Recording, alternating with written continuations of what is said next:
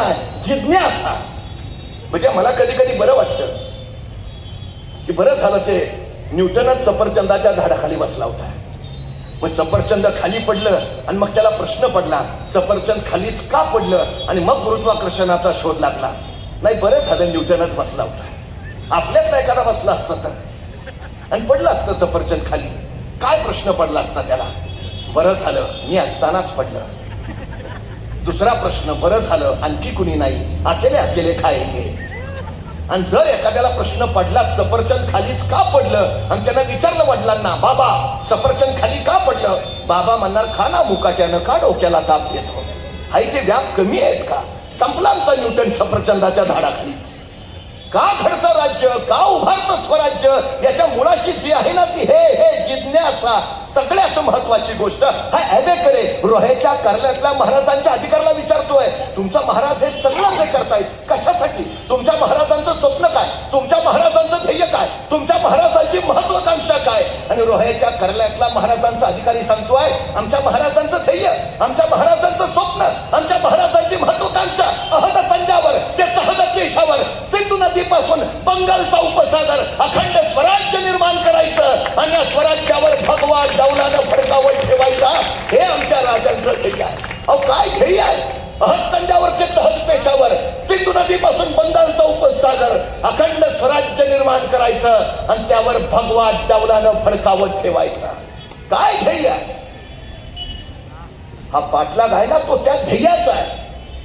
महाराजांचं संपूर्ण चरित्र आणि महाराजांच्या पश्चातही या मातीतला प्रत्येक जण जो झुंजत राहिला ना, तो त्या ध्येयपूर्तीसाठी लढत राहिला. सुरुवात तशी आहे. काय आहे महाराजांकडे इथं पुण्यात आले त्यावेळी?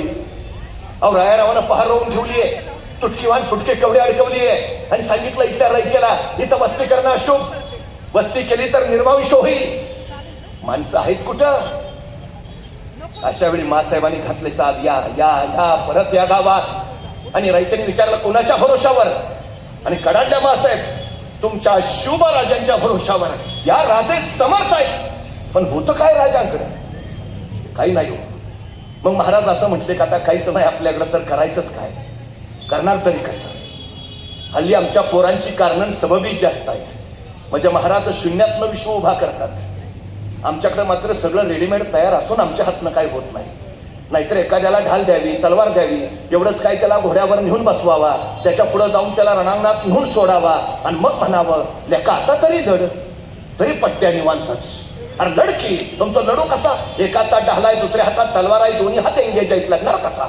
अरे निदान पळून तरी जा, पळू तरी कसा? घोड्यावर बसलोय दिसत नाही का? जो बाजूनी अडचण आहे आमची. काय होतं महाराजांकडं? काय आहे सांगा ना. अहो 13, 14, 15, 16 वर्षाची पोरं महाराज गोळा करायचे, दूरवर एखाद्या इथल्या जंगलात जायचे, जंगलातल्या दाट झाली त्या पोरांना तलवारबाजीचं युद्धाचं शिक्षण प्रशिक्षण द्यायचंय. पण कुणाला न कळत, कुणाला कळणार नाही अशा बेतानं. आणि आपल्या जंगलात आत काय चाललंय ते बाहेर कुणाला कळू नये म्हणून शिवबाराजांनी जंगलाच्या बाहेरच्या झाडावर एक खुन्याचा पोऱ्या उभा केलेला असायचा. त्याला सांगितलेलं असायचं, कुणी अनोळखी माणूस येताना दिसला की तू नुसता खुन्याचा आवाज कर. तुझा खुन्याचा आवाज ऐकला का मी तलवारी शमशीर लपून ठेवतो आणि विट्टीदंडूचा खेळ चालू करतो, म्हणजे कुणाला कळणार नाही आपला आत काय चाललंय ते. त्या दिवशी शिवबाराजांचा खेळ रंगात आला होता. आपल्या सोबत त्यांना तलवारबाजीचा युद्धाचं शिक्षण प्रशिक्षण दिलं जात होतं.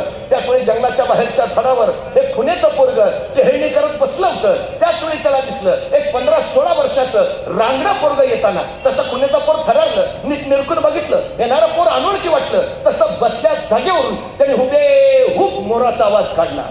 मोराचा आवाज म्हणजे खून. शिवबाराजांना कळवायची, कुणी अनोळखी येतंय सावध राहा. शिवबाराजांनी मोराचा आवाज ऐकला.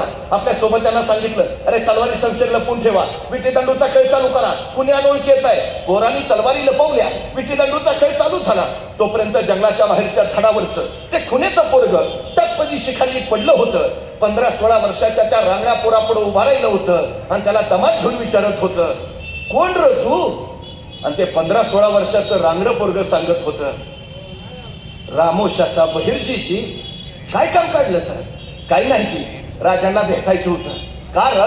बोलू की राजांना मग सांगतो. ते खुन्याचं पोर म्हणलं, तू थांब हातच, मी राजासने सांगाव घेऊन येतो.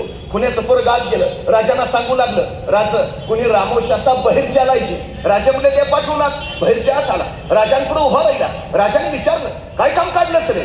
तसा बहिर्जी म्हणाला, राज आम्हाला बी तुमच्या खेळात घ्या की सामील करून. राजाने विचारलं, काय येतं तुला? सगळं येतं. कसला बी आवाज करतो, कुणाची बी नक्कल करतो. राजा वेषांतर तर असा करतो की तुम्ही बी ओळखायचा नाही. राजाला पटलं वाटलं माणूस कामाचा. असं असं असं मग चल ये आत्तापासूनच आमच्या खेळात ये. असा बहिर्जी घुटमळला. म्हटला, राज उद्यापासून येतो की जी? कारण नाही, बापाला सांगावा दिला असता राजा. बापाला सांगून उद्यापासून येतो की जी? राजे म्हणजे ठीक आहे, ये उद्यापासून. बहिर्जी जायला वळाला, 5-6 पावलं गेला. अचानक काय म्हटलं कुणास ठाऊक, बहिर्जी पुन्हा माघार आला. राजांना म्हणाला, राज एक सांगू का जी? राजे म्हणले, बोल. नाही, कुणी अनोळखी माणूस आला तर तुम्हाला कळावं म्हणून तुम्ही झाडावर जो पुऱ्या उभा केलाय त्याला सांगा, ह्या दिवसात मोर वरडत नाही. नाही, कुणी जाणतं माणूस यायचा आणि मोराचा आवाज ऐकायचा. तो विचार करायचा, या दिवसात जर मोर ओरडतच नाही तर आवाज आला कुठून? ऐकतं गवसून जाल राजा. राजाने माणसं गोळा केली, ती अशी दऱ्याखोऱ्यातली गिरिकंदरातली अचूक ज्ञान सूक्ष्म निरीक्षण असलेली. हाच बहिर्जी पुढे राजांचा गुप्तहेर प्रमुख झाला. अमेरिकेची गुप्तहेर यंत्रणा रॉ आणि इस्रायलची मोसाद ह्या जगातल्या सर्वोत्तम गुप्तहेर यंत्रणा मानल्या जातात.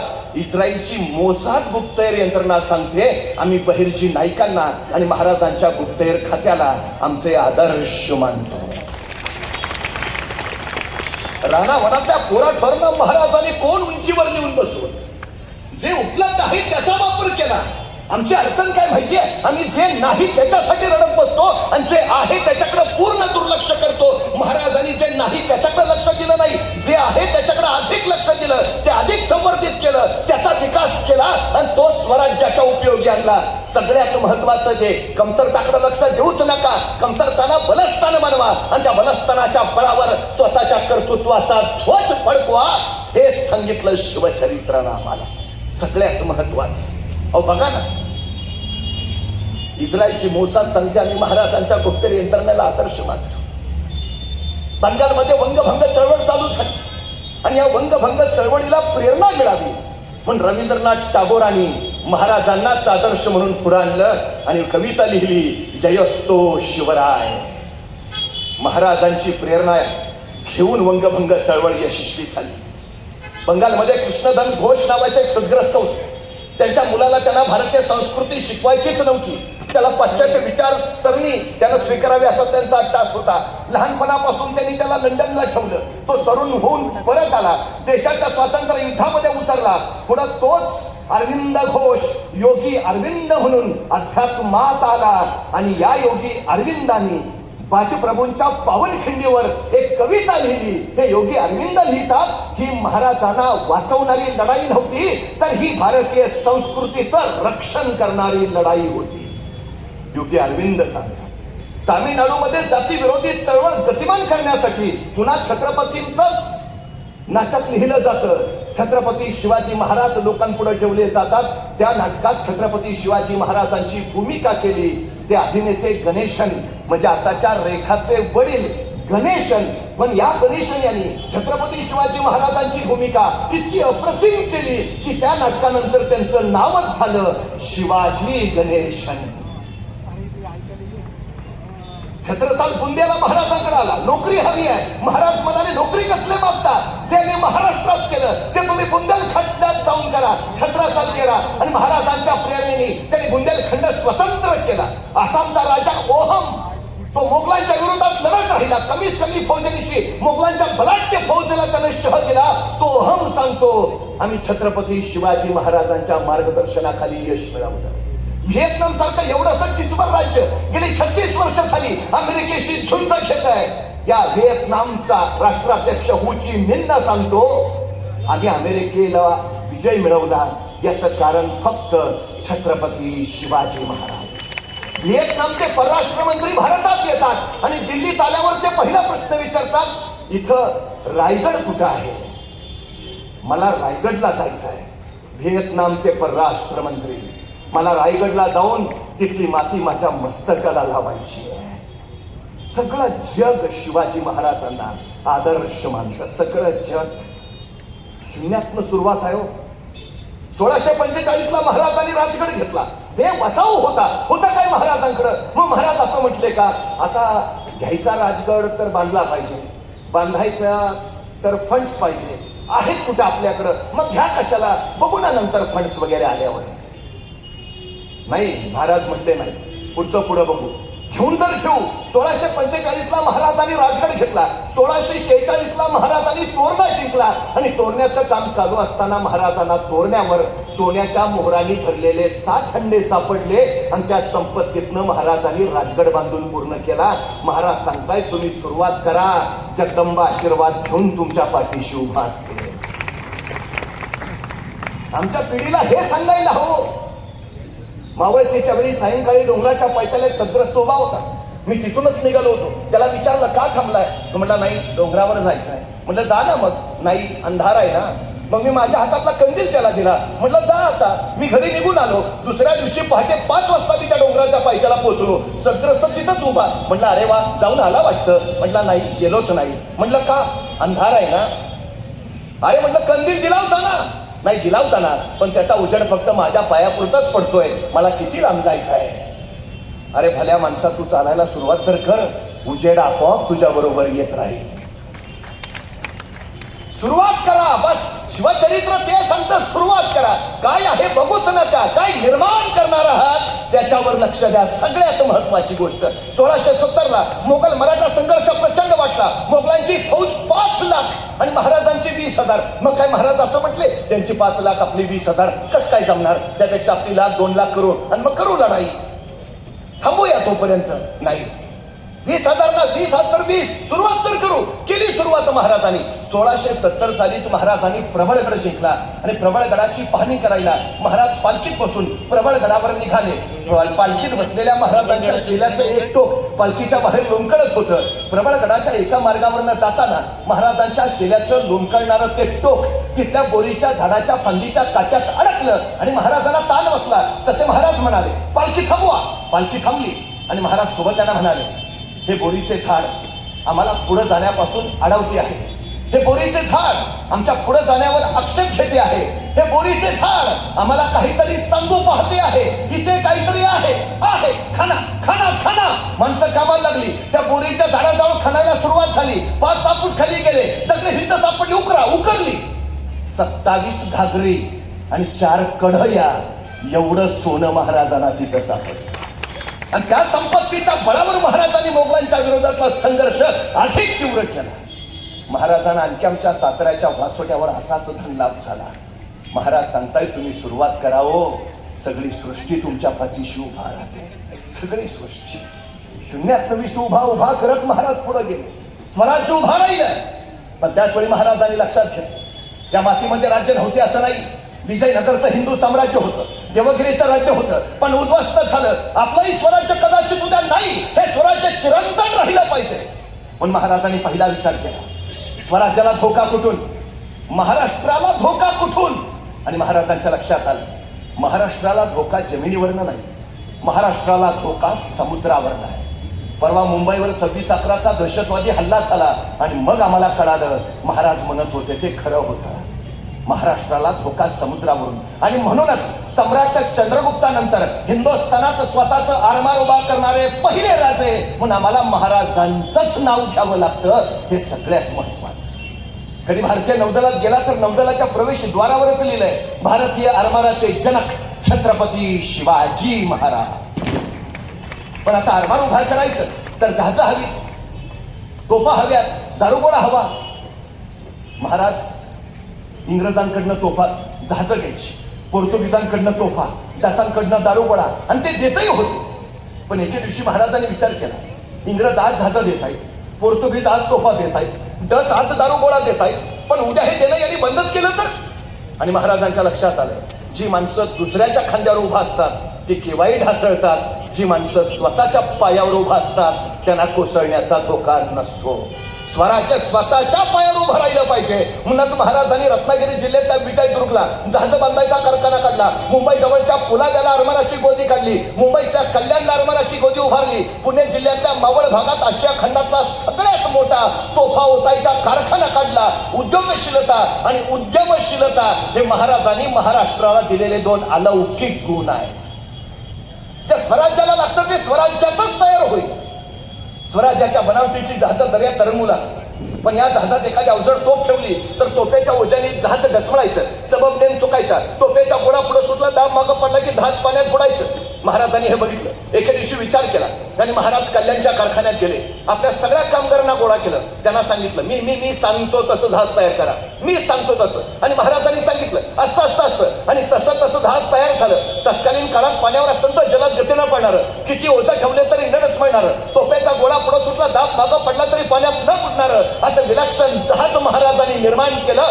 याच जहाजांच्या बळावर खांदेरी उंदेरीला इंग्रजांबरोबर युद्ध झालं आणि ज्यांचा दर्यात कधीच पराभव होत नाही अशा इंग्रजी आरमाराचा मराठ्यांच्या आरमारानं पराभव केला. आणि मुंबईचा गव्हर्नर सुरतेला लिहिता झाला की जोपर्यंत शिवाजी महाराजांकडे आहेत तशी जहाज आपल्याकडे येत नाही तोपर्यंत आपण महाराजांचं आरमार जिंकू शकत नाही. त्या सुरतेच्या गव्हर्नरला काही कळेना, अरे ते शिवाजी महाराज तर आपल्याकडनं जहाज विकत घेतात. मुंबईचा गव्हर्नर म्हटला, नाही, आता त्यांच्या कारखान्यात त्यांची जहाजं तयार होतात. माहिती घेतल्यावर लक्षात आलं.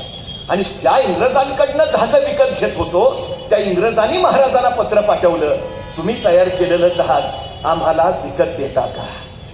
महाराजांनी त्या जहाजाचं नाव ठेवलं संगमरी जहाज तथा संगमेश्वरी जहाज. लष्करी आरमाराचं महाराजांनी निर्माण केलंच आहे, पण मर्चंट नेव्हीचे जनक सुद्धा महाराजच आहेत हे आपण लक्षात घ्यायला हवं. 350 वर्षापूर्वी जवळपास 8 ते 10 आंतरराष्ट्रीय कीर्तीची बंदरं महाराजांनी कोकण किनारपट्टीवर उभारली. म्हणजे सिंधुदुर्ग बांधताना महाराज असं म्हणतात की 84 बंदरे 80 जागा नाही. म्हणजे अभ्यास किती आहे महाराजांचा. 18 टोपीकरांच्या उरावर दुसरी शिवलंका उभारली. अभ्यास काय आहे. आंतरराष्ट्रीय बंदरं उभारली. सुरुवातीला महाराजांकडे 10 ते 12 जहाजं होती. राज्याभिषेकाच्या वेळी महाराजांकडे मोठी तब्बल 80 जहाजं आहेत. 80.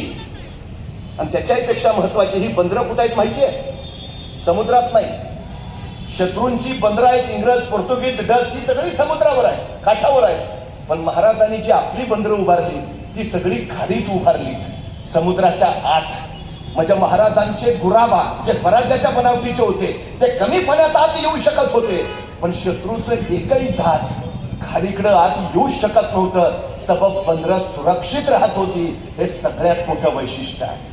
मसाल्याचे पदार्थ घेऊन आपली जहाजं युरोप, इराण, तुर्कस्तान आणि फार मस्कत पर्यंत जायची. आफ्रिका देशांबरोबर सुद्धा आपला व्यवसाय चालायचा, व्यापार चालायचा. आता मी सांगतो ना, मराठी माणूस व्यापारात मागं कोण म्हटलं? 350 वर्षापूर्वी जगभरात मराठी व्यापार करत होते. महाराजांनी स्वराज्याची अर्थव्यवस्था बळकट करायला हा व्यापार वृद्धिगत केला होता. हे सगळ्यात महत्वाचं, सगळ्यात गोष्ट महत्वाची आहे. महाराष्ट्रात आज मी 450 किल्ले आहेत. पैकी 360 स्वराज्यात होते. पैकी 110 किल्ले महाराजांनी आपल्या 50 वर्षाच्या कारकिर्दीत बांधलेत. 50 वर्षात एक फ्लॅट घेणं होत नाही आम्हाला. 110 किल्ले बांधले महाराजांनी. स्वराज्य बळकट करणं हा हेतू होताच, पण त्याही पेक्षा महत्वाचा हेतू होता या मातीत उगवलेल्या प्रत्येकाच्या हाताला काम मिळालं पाहिजे.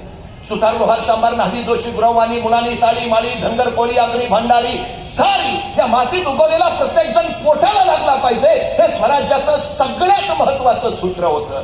महाराजांनी उद्योग व्यवसाय उभारले, गड किल्ल्यांची बांधकामं काढली. याचं कारण लोकांच्या हाताला काम आणि त्याच्या खिशात कष्टाचं दाम हे सगळ्यात महत्वाचं होतं. सगळ्यात. मला एका गोष्टीचं उत्तर द्या.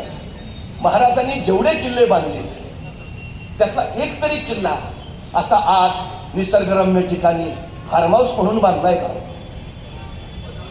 कधी विचार केला? सगळे किल्ले व्यापारी दृष्टीने बांधले. कारण तिकडच्या उत्तरेतल्या मोगलांना जर आदिलशाहीकडे जायचं झालं तर त्यांना आपल्याकडनं जावं लागायचं. कुतुबशाहीला जायचं झालं आपल्यातूनच. बिजापूरच्या आदिलशाहीला कुठे इकडे उतरायचं आपल्याच प्रांतातून. महाराजांनी त्याचाच वापर केला आणि जागोजागी जकातीची ठाणी उभारली. ही जकातीची ठाणी म्हणजेच महाराजांचे गडकोट. ते मार्गावर आहेत, राज्य महामार्गावरच आहेत. स्वराज्याची अर्थव्यवस्था बळकट करण्याचा सगळ्यात मोठा विषय महाराजांनी या गडकोटाच्या माध्यमाने घेतलाय. सगळ्यात मोठा. सगळ्या दृष्टीने महाराजांनी स्वराज्याची अर्थव्यवस्था गतिमान केली. म्हणजे इथल्या शेतकऱ्यांनाच महाराजांनी सैनिक बनवलं. अर्धवेळ शेती करावी आणि अर्धवेळी मुलुकगिरी करावी असा इथला माणूस या मातीतला, ज्याच्या बळावर महाराजांनी हे राज्य उभा केलं. महाराजांचा राज्याभिषेक झाला. या म्लेच्छ पातशाहीमध्ये एक मराठा एवढा छत्रपती झाला, ही गोष्ट काही साधी झाली नाही असं बखरकरांनी त्याचं वर्णनही केलं. लाखो वर्षातनं महाराष्ट्रातली ही पहिली घटना घडली. 750 वर्षाचं पारतंत्र्य हटलं आणि रायगडाच्या माथ्यावर स्वातंत्र्याचं सूर्यतेज प्रकटलं. राजे छत्रपती झाले. पण महाराजांचा हा राज्याभिषेक होऊ नये यासाठी औरंगजेब जंग पछाडत होता. महाराजांचा राज्याभिषेक उद्ध्वस्त करायची जबाबदारी त्यांनी इथंच श्रीगोंद्याच्या शेजारी भीमेच्या काठावर बहादूरगड नावाचा एक किल्ला आहे. त्या बहादूर गडावर त्याचा दूध भाऊ होता ज्याचं नाव होतं खान जहान बहादूर खान कोकलताश हैबत जंग. त्याच्यावर सोपवली. आता कसं नाव जोरदार आहे ना, खान जहान बहादूर खान कोकलताश हैबत जंग. आता काय काय लोक विचारतात त्याची बायको कसं नाव देत असेल. आता आपल्याला काय करायचं आहे, पण नाव जोरात आहे, खान जहान बहादूर खान कोकलताश हैबत जंग. त्याच्यावर जबाबदारी होती महाराजांचा राज्याभिषेक उद्ध्वस्त करायची. पण तरी महाराजांचा राज्याभिषेक झाला आणि औरंगजेब भयान संतापला. त्यांनी खरमरीत पत्र लिहिले या बहादूर खानाला, अरे तू करतोस काय, राज्याभिषेक झाला. या बहादूर खानानं औरंगजेबाला उत्तर पाठवलं, हुजूर उत्तरेकडून आम्ही प्रचंड प्रयत्न केले पण बहुतेक त्या खुदाचीच इच्छा होती शिवराय छत्रपती व्हावे. अहो काय अलौकिक उत्तर आहे. तो म्हणतो आम्ही उत्तरेकडनं प्रचंड प्रयत्न केले पण बहुतेक परमेश्वराचीच इच्छा होती महाराज छत्रपती व्हावे. आता या उत्तरानं औरंगजेब आणखी संतापला, भयानक संतापला. बहादूर खान तसा चपापला, म्हटला आता काही खरं नाही. औरंगजेबाचा रागच भयानक. काही करून आपल्यावरचा औरंगजेबाचा राग गेला पाहिजे. तो जावा त्याच्या सैन्य. पण आपल्या सैनिकांना सांगितलं सावध राहा, सजग राहा, सैतान है मराठे कुठेही गायब होतात, कुठूनही उगवतात. पोटात काही नसलं तरी पाठीचे कणे ताट ठेवतात, दुश्मन संपवतात आणि मगच परत फिरतात. सावध सजग, आता घुसायचं आणि कापायचं बस. काय व्हायचं ते होऊ द्या. आता जातील तिथपर्यंत ताणायचं बस. त्याचं पक्क ठरलं. आता जातील तिथपर्यंत ताणायचं, नाहीतर हे मराठी दिवसभर खेळवत बसतील आपल्याला अशीच. त्याचं ठरलं. निघाला मराठ्यांच्या दिशेनं. आता मराठे सुद्धा संतापलेले, 2 वेळा हुलकावणी दिली. आता घुसायचं आणि कापायचं. तावात संतापलेले मराठे पुढे आले. बहादूर खान याला हा आक्रमण उसळे मराठे हर हर महादेव. दोन्ही फौजांनी सामन्याल्या. आता तुंबई युद्ध होणार, तलवारी उचलल्या गेल्या आणि वार होणार. मराठ्यांनी परत रिव्हर्स गेअर टाकला. भो. पण बहादूर खानाचं आता पक्क ठरलं होतं, आता काय व्हायचं ते होऊ दे. आता जातील तिथपर्यंत ताणायचे बस. झालं. मराठे पुढं मोगल मागं, मराठे पुढं मोगल मागं. 5 मैल झाले, 10 मैल झाले, 15 मैल झाले, 20 मैल झाले. नगर आलं. बहादूर खान मागच. मराठ्यांनी नगर सोडलं. मराठे शिरूरच्या दिशेनं झेपावले. बहादूर खान मागच. बघता बघता मराठ्यांनी शिरूर गाठलं. बहादूर खान मागच. मराठ्यांनी शिरूर सोडलं. मराठे रांजणगावला पोहोचले. बहादूर खान शिरूरला पोहोचला. जसा बहादूर खान शिरूरला पोहोचला त्याचा एक सरदार म्हणला, हुजूर गए मराठे, अब वापस लौट चलते. तू गप. काय व्हायचं ते होऊ दे, पण आता जातील तिथपर्यंत ताणायचे बास. बहादूर खान ऐकायच्या मानसिकतेतच नव्हता. तोपर्यंत मराठ्यांनी रांजणगाव सोडलं. बहादूर खान मागत मराठे पुण्यात पोहोचले. बहादूर खान मागत आता मराठे जसे पुण्यात पोहोचले, काही मराठे कात्रजच्या घाटात, काही मराठे सिंहगडच्या घाटात आणि उरलेले मराठे सासवडच्या घाटात. बहादूर खान पुण्यात आला खरा, पण त्याला मराठे कुठं दिसेच ना. यही तो थे, कहा गए, ढूंढो. सगळं 35,000 सैन्य मराठ्यांना शोधत राहिलं, पण सापडतील ते मराठे कसले. अहो त्या बहादूर खानाला काय माहिती आहे, सह्याद्रीच्या दऱ्याखोऱ्यात फक्त 3च फिरू शकतात, एक वारा, दुसरा वाघ आणि तिसरे मराठे. चौथ्याचं काम नाही. अहो वैतागला बहादूर खान, शोधून शोधून दमला. आता मराठे सापडतच नाहीत म्हटल्यावर म्हटला, जीतम जीतम जीतम, बड़ी जीत मिली हमें, मराठे भाग गए, मराठों को भगा दिया, खासी जीत मिली, चलो वापस. आणि विजय मुद्रेनं बहादूर खान निघाला वापस पुण्यातनं रांजणगाव शिरूरच्या दिशेनं. पण बहादूर खान आपल्या 35,000 फौजेनिशी पार पुण्यात पोहोचलाय. एवढीच बातमी हेरानी इकडं करकुमला उभा असणाऱ्या हंबीररावांना दिली. तो तिकडून पार पुण्यात पोहोचलाय. इकडून रान मोकळच आहे. हंबीररावांनी आपली 2,000 फौज घेतली. एका झेपेत बहादूरगड गाठला की तो वाचमन काय म्हण थांबून सुजवले. आत जाऊन 1 कोटी उडवले. 200 दक्षिणी घोडी ताब्यात घेतली. किल्ल्यात जेवढा किमती सामान होता, किमती ऐवज होता, तेवढा सगळा घोड्यावर लादला. हंबीररावांना खरं तर किल्ल्यातलं सगळंच घ्यायचं होतं, पण नाईलाजानं घेता नाही आलं. शेवटी अत्यंत दुःखाने त्यांनी ते पेटवून दिलं. आणि मग 1 कोटी नगद 200 दक्षिणी घोडी त्याच्यावर लादलेलं सामान घेऊन हंबीरराव निघाले. बहादूरगडावरनं परत श्रीगोंद्यावरनं भीमेचा काठ ओलांडून करकुमवरनं सांडस पाटस करत पुणे, आणि पुण्यावरनं रायगड. इकडं जितम करत बहादूर खान पोचला होता नगरला. नगरवरनं निघाला होता बहादूरगडाच्या दिशेनं. जसा जसा बहादूरगड जवळ यायला लागला, त्याला नुसता धूरच दिसायला लागला. त्याला काय कळेच ना. मग एक सुचलेला वाचलेला त्याच्या पुढ्यात आला. बहादूर खानानं त्याला विचारलं, ये क्या है? तो सुचलेला म्हटला, हुजूर सब ले गए. कौन? मरहट्टे हुजूर. मरहट्टे? तो हम किनके पीछे थे? मरहट्टों के हुजूर? तो इधर कौन आया था? मरहट्टे हुजूर. ऐसे कैसे हो सकता है? ऐसा हुआ हुजूर. आणि मग त्याला कळलं मराठ्यांनी असं फसवलोय. म्हणजे 7,000 मराठ्यांनी आपल्याला इकडून इकडं पळवत नेलं आणि 2,000 मराठ्यांनी इकडं काम तमाम केलं. या खुदा कैसे है ये मराठे. बरं मला सांगा, या सगळ्या प्रक्रियेत प्रत्यक्ष लढाई झाली का? नाही. आपली काय हानी झाली का? बरं काय नुकसान झालंय का? आणि फायदा 1 कोटी. 1 कोटी मिळाले. आता पार्टी.